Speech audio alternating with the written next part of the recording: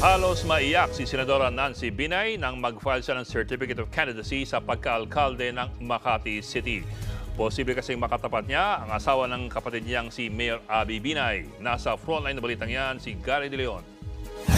I am running for mayor, but for me, at the end of the day, ate pa rin niya ako, di ba? Magkapatid pa rin kaming dalawa. Naiyak na naman ako. Pamilya pa rin kami. Naging emosyonal si Senator Nancy Binay matapos niyang i-file kanina ang kanyang Certificate of Candidacy sa pagkaalkalde ng Makati City.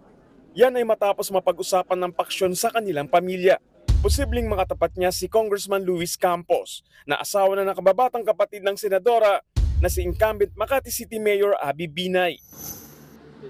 Pamilya pa rin kami, di ba? And mas mangingibabaw yung pagiging pamilya namin.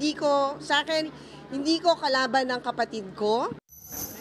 Kasama kanina ni Senator Nancy sa COC filing ang isa pa nilang kapatid na si Junjun Binay. Matatandaang nakaalitan din ni Junjun si Abby nang magtapat sila sa pagkaalkalde ng Makati noong 2019. Sa kabila ng away pamilya, tiwala pa rin daw sina Junjun at Nancy sa kapasidad ng kapatid nilang si Abby sa kanyang planong pagsabak naman sa senatorial race.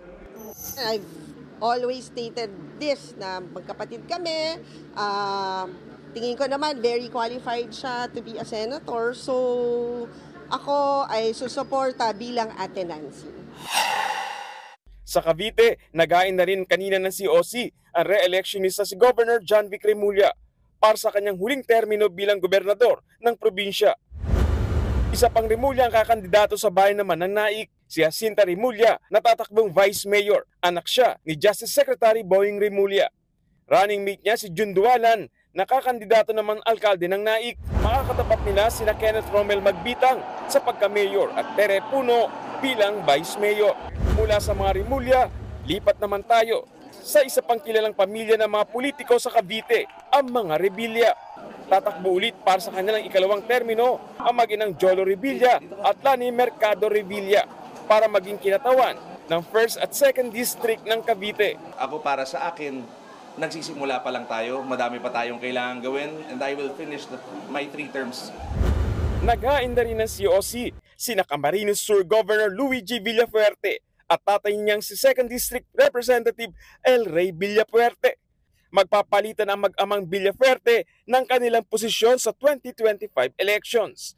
Nagbabalita mula sa Frontline, Gary De Leon, News 5. Mga kapatid, Ed Lingaw po, maging maalam at may pakialam sa mga napapanahong balita sa ating bansa.